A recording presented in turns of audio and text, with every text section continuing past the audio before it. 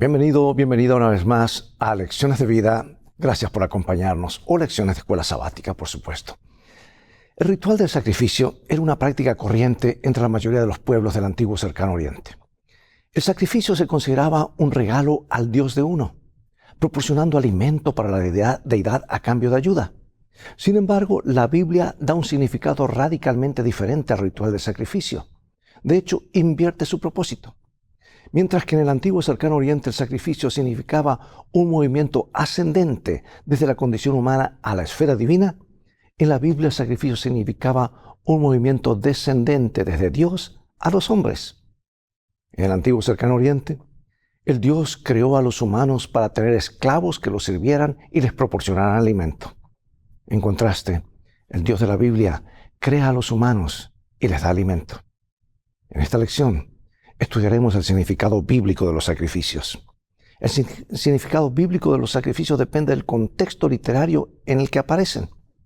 Ahora, los textos históricos y legislativos tienden a relatar los eventos de los sacrificios como rituales, y así brindan el significado religioso y ético de los sacrificios tal como los vive la gente. Por otra parte, los textos proféticos y poéticos tienden a centrarse en su significado espiritual y profético. Y hemos elegido un texto típico de cada categoría. Los sacrificios históricos de Caín y Abel, en Génesis 4, el sacrificio profético del siervo sufriente en Isaías 53, para comprender mejor su respectivo significado. Así que mantente en sintonía y hablaremos acerca de qué significan los sacrificios, qué simbolismo tienen y cuál es el significado.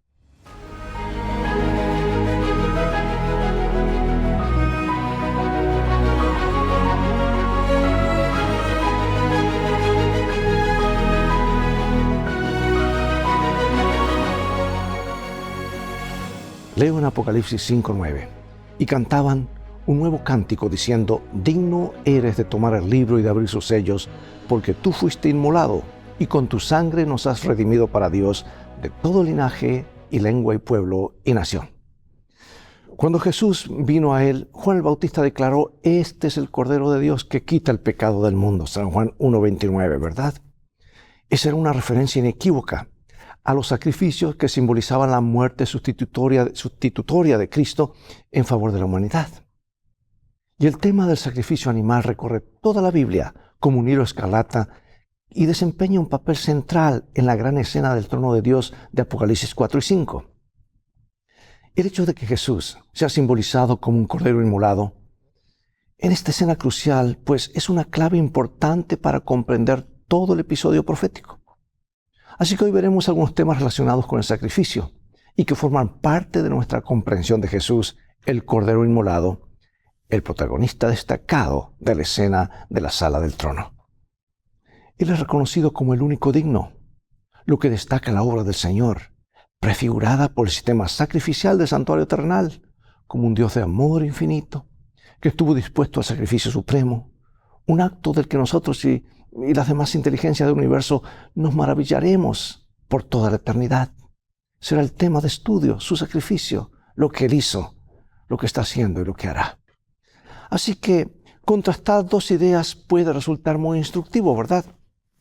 Por ejemplo, se puede aprender mucho acerca de la perspectiva bíblica del sacrificio a la luz del rechazo que Dios hizo de los sacrificios que su pueblo le ofrecía. Vamos a comparar estos versículos de Isaías y de Salmos. Y nos dice así: ¿para qué me sirve, dice Jehová, la multitud de vuestros sacrificios? Hastiado estoy de holocaustos de carneros y de cebo de animales gordos. No quiero sangre de bueyes, ni de ovejas, ni de machos cabríos. A todos los que guarden el día de reposo, para no profanarlo, y abracen mi pacto, yo los llevaré a mi santo monte, y los recrearé en mi casa de oración. Sus holocaustos y sus sacrificios serán aceptos sobre mi altar, porque mi casa será llamada casa de oración para todos los pueblos. Los sacrificios de Dios son al espíritu quebrantado, al corazón contrito y humillado no despreciarás tú, oh Dios. ¿Captas tú qué lecciones importantes nos enseñan estos textos acerca del sacrificio? Este trágico episodio de la historia de Israel no fue la primera ocasión en que Dios rechazó el sacrificio o sus sacrificios. Algo similar ocurrió acerca del comienzo de la historia de la salvación, cuando el sacrificio de Abel fue aprobado y aceptado por Dios, a diferencia del de Caín. Y ese temprano episodio representa otra oportunidad de observar el contraste existente entre los sacrificios aceptables y los inaceptables. En la época de Isaías, Israel cumplía con sus obligaciones y tildaba mentalmente las casillas de los deberes religiosos en un facilista y vano intento de apaciguar a Dios mientras vivía a su antojo. Sus sacrificios estaban como los de Caín, anclados en el yo, no en una actitud de entrega y sumisión a Dios. Bueno, ese es el mismo espíritu de autosuficiencia que anima a los reinos de este mundo, ¿sabes? Caín vivía a su antojo mientras ofrecía a Dios un ritual de formas realizado en sus propios términos. Es de suponer que consideraba a Dios como un inconveniente, un obstáculo para seguir su propio camino. Pero lo temía lo suficiente como para cumplir con sus obligaciones. Y por el contrario, Abel ofreció un cordero, el sacrificio que Dios había pedido, el que representaba la promesa que Dios había hecho de un Mesías venidero. Y señalaba hacia el acto del Salvador de Cristo en el Calvario. Como lo comenta mi autora favorita, Ellen G. White, y dice, Abel se aferró a los grandes principios de la redención. Se veía pecador y vio que el pecado y su pena de muerte se interponían entre su alma y la comunión con Dios. Trajo la víctima inmolada, la vida sacrificada, y así reconoció las demandas de la ley que había sido transgredida. En la sangre derramada contempló el sacrificio futuro, a Cristo muriendo en la cruz del Calvario, y al confiar en la expiación que iba a realizarse allí, obtuvo testimonio de que era justo y de que su ofrenda era aceptada. Cuán crucial es, hermano y hermana, entonces que evitemos simplemente cumplir con las formalidades. ¿Cómo podemos experimentar lo que significa depender totalmente de la muerte de Jesús como nuestra única esperanza de salvación? Algunos han criticado la idea del sacrificio como algo cruel e injusto. Sin embargo, ese es precisamente el punto. La muerte de Cristo fue cruel e injusta. El inocente murió en lugar de los culpables. Eso era lo necesario para resolver el problema del pecado. Y esa muerte, la de Cristo, era lo que señalaban todos los sacrificios crueles e injustos de animales inocentes. Por eso, ¿qué nos enseña este pasaje acerca de los sacrificios que el pueblo de Dios ofrecía en la época del Antiguo Testamento? Puesto que los pecadores no podían salvarse en virtud de ellos, ¿qué sentido entonces tenía ofrecerlos? Veamos el libro de Hebreos. Sacrificio y ofrenda no quisiste, mas me preparaste cuerpo. Holocaustos y expiaciones por el pecado no te agradaron. Entonces dije, he aquí que vengo, oh Dios, para hacer tu voluntad, como en el rollo del libro está escrito de mí. Los corderos y otros animales sacrificados eran meros símbolos que apuntaban hacia el sacrificio expiatorio del Cordero de Dios, o sea, Cristo Jesús. Eran actos de fe que daban a los pecadores una oportunidad concreta de expresar su confianza en las obras del Mesías venidero. Y a menudo nos referimos a esta clase de representaciones sacrificiales como tipos o modelos ilustrativos que encontraron su cumplimiento cuando fueron reemplazados por su correspondiente antitipo, es decir, por la realidad que ellos anunciaban o representaban anticipadamente. Algunos incluso han descrito estos sacrificios como mini profecías acerca de la muerte de Jesús en la cruz. Los rituales asociados al sacrificio se parecían a la compra de un pasaje para realizar un viaje. Cuando se compra un pasaje en tren, de autobús o de avión, no se recibe inmediatamente el viaje por el cual se ha pagado. En su lugar, uno recibe un billete o tarjeta de embarque, un símbolo o promesa del viaje que hará. Y uno puede sentarse sobre ese trozo de papel, pero eso no hará que lo lleve a ningún lugar. No obstante, cuando la persona está ya dentro del medio de transporte y comienza el viaje, ha recibido aquello por lo que pagó. El pasaje, el trozo de papel, deja entonces de ser necesario. Y lo mismo ocurría con los animales sacrificados. Desempeñaban un papel importante, pero una vez realizado el verdadero sacrificio, el de Cristo en la cruz, dejaron de tener sentido. Algo que resultó evidente cuando el velo que separaba el lugar santo del Santísimo, el santuario terrenal, se rasgó al morir Jesús. Dice San Marcos 15 que el velo del templo se rasgó en dos, de arriba hacia abajo. El sistema de sacrificios, el templo y todo lo demás señalaban la muerte de Jesús en la cruz. Y una vez que Jesús cumplió su misión en la cruz y resucitó victorioso, los tipos o representaciones se volvieron innecesarios. Piensa en cuán grave es el pecado, al punto de que solo la muerte de Jesús, el Verbo encarnado, podía expiarlo. Por eso pregunto, ¿qué nos dice esto acerca de cuál debe ser nuestra actitud hacia el pecado? El libro de Apocalipsis se refiere a Jesús como el Cordero casi 30 veces. El pueblo de Dios ha utilizado corderos como símbolos del Mesías venidero desde el inicio del mismo plan de redención. Ahí tienes a Abel. Ofreció de los primerizos de sus ovejas. Y antes de que Israel partiera hacia Egipto, hacia la tierra prometida, se le ordenó que redimiera a cada persona o animal primogénito, sacrificando en su lugar un cordero de un año. Y años después de la muerte, resurrección y ascensión de Cristo, Pedro reflexionó acerca de lo sucedido y escribió: sepan que han sido rescatados de la vana conducta que recibieron de sus padres, no con cosas corruptibles como oro o plata, sino con la sangre preciosa de Cristo, como de un cordero sin mancha ni defecto. Jesús fue el único ser humano cuya vida resultó aceptable a los ojos de un Dios santo. Todos los demás hemos pecado, y la manera pecaminosa en que vivimos representa una mentira acerca de la naturaleza y el carácter de nuestro Hacedor. Jesús, sin embargo, se convirtió en el postrer Adán. Donde nosotros habíamos fracasado, Él vivió perfectamente. Y en su humanidad, Él era todo lo que la raza humana debía ser. Reflejaba perfectamente la gloria de Dios. Por eso dijo: el que me ha visto a mí, ha visto al Padre. Jesús fue crucificado durante la celebración de la Pascua, lo que demuestra aún más que es el Cordero antitípico. Jesús dijo en Juan 18, 19 y 20 que exponía públicamente su doctrina. Y paralelamente los israelitas recibieron la orden de escoger un cordero para la Pascua y guardarlo o cuidarlo durante los días previos al sacrificio. Y cuando el sumo sacerdote interrogó a Jesús acerca de sus enseñanzas, el Señor hizo referencia al hecho de que Él mismo había estado expuesto en el templo para que todo el mundo lo viera. Su vida, sus obras, sus enseñanzas, todo revelaba quién era realmente. Él es el Cordero sin mancha, la expresión más poderosa de la justicia y la gloria de Dios. Pregunto, amados, ¿cómo podemos reflejar mejor el carácter perfecto de Jesús en nuestra vida? Hay una sola palabra: contemplándolo, ¿verdad? Tiempo con Él. Nos asemejamos a lo que contemplamos. Hay tensión en toda la historia de la salvación. Dios desea restaurar la comunión que una vez disfrutamos con Él y anhela acercarse a nosotros. Pero llevar a los pecadores a su presencia lo destruiría. Tú no eres un Dios que se complace en la maldad.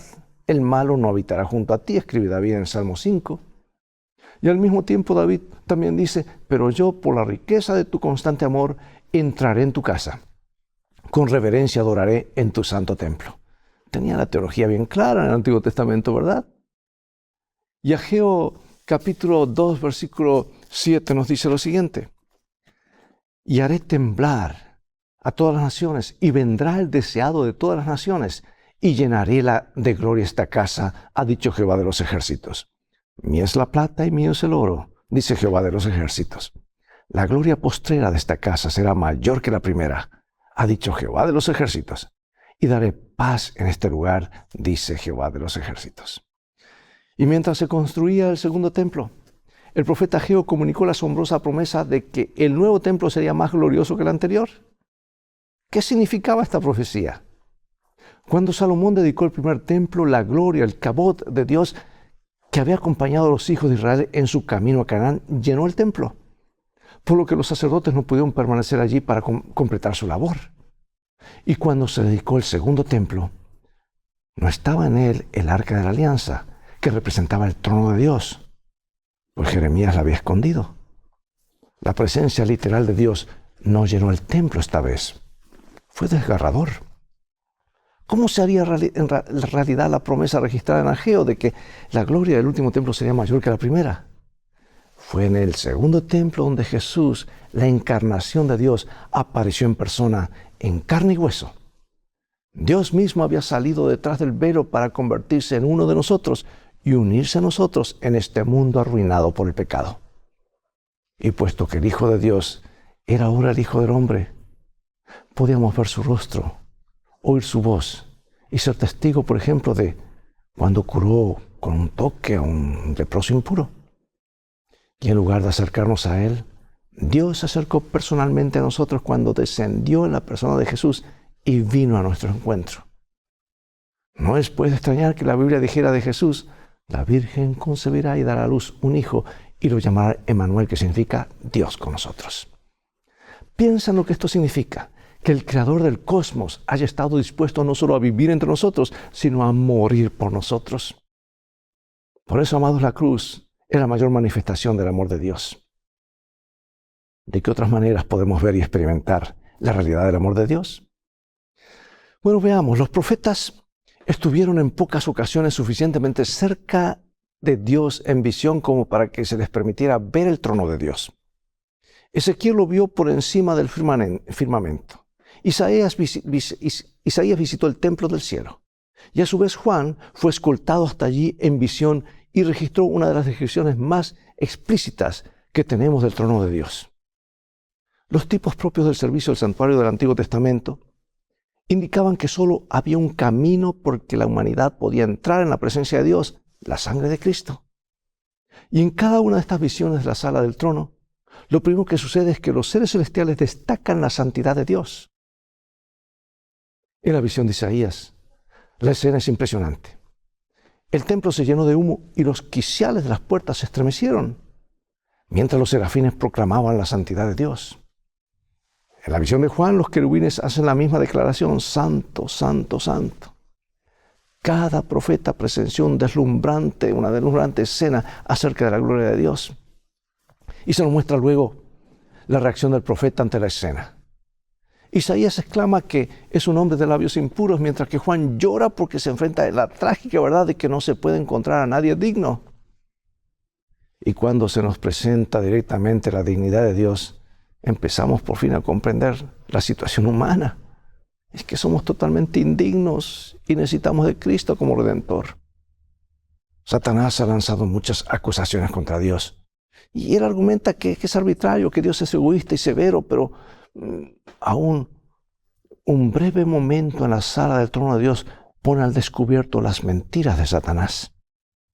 Al ver a Cristo como es en realidad el Cordero que fue inmolado, vemos también al Padre tal cual es. Cuán reconfortante saber que al contemplar a Jesús descubrimos cómo es el Padre.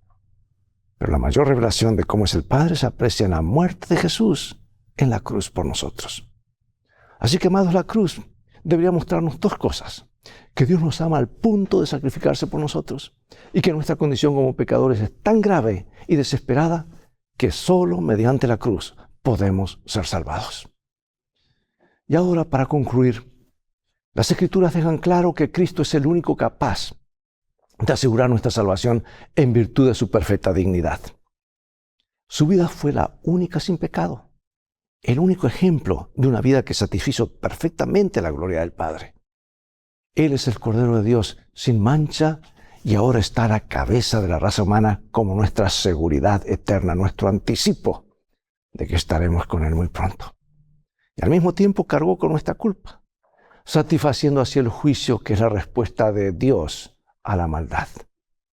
Y cuando Juan presencia la increíble escena de los seres celestiales reunidos en el trono, en torno al trono, se dice que deje de llorar porque el león de la tribu de Judá ha vencido. Piensa además en cuán grave es el pecado y cuán caída está realmente la humanidad, al punto de que solo la muerte de Jesús, Dios mismo, podía resolver el problema. De haber existido alguna otra manera de salvarnos, no cabe duda de que Dios la habría empleado. Pero, hermanos, el tiempo se nos ha ido y no puedo dejar de leer esta cita maravillosa de Patriarcas y Profetas. Dice: la quebrantada ley de Dios exigía la vida del pecador. En todo el universo solamente existía uno que podía satisfacer sus exigencias en lugar del hombre. Puesto que la ley divina es tan sagrada como Dios mismo, solo uno igual a Dios podría expiar su transgresión. Ninguno sino Cristo podría salvar al hombre de la maldición de la ley y colocarlo otra vez en armonía con el cielo. Cristo cargaría con la culpa y la vergüenza del pecado, que era algo tan abominable a los ojos de Dios que iba a separar al Padre de su Hijo. Cristo descendería a la profundidad de la desgracia para rescatar a la raza caída. Amados, cuán insondable es el amor de Dios. Será el tema por la eternidad. Las pocos vislumbres que tenemos del trono de Dios son suficientes para clamar como cantan los ángeles, santo, santo, santo. Dios nos ayude. La manera que más lo contemplemos, más seremos semejantes a Él y reflejaremos su carácter. Oremos, Padre Celestial. Gracias por esta visión del trono. Gracias por el sacrificio de Jesús. Tema de estudio por la eternidad. No llegamos ni siquiera a tocar con la punta de los dedos estos grandes misterios del amor de Dios. Un día lo comprenderemos y lo seguiremos comprendiendo. Y cantaremos y te demos toda la gloria, el honor y gratitud por cuanto has hecho, estás haciendo y harás. Nos entregamos a ti en esta hora. Bendícenos. Aceptamos el sacrificio de Jesús en nuestro lugar. En su nombre oramos. Amén. Bien, amados, llegó el momento de despedirnos. Hasta la próxima lección de vida o escuela sabática. Invita a otros a sintonizar este canal y transfórmate tú en un canal de bendiciones. Dios te bendiga y te guarde y recuerda, vamos en el viaje de la vida. Dios te ama más de lo que puedes imaginar. Él quiere que lleguemos a destino seguro. Para eso nos ha dado su palabra, el mapa de ruta, el GPS, y eres nuestro guía. Dios te bendiga. Maranatá.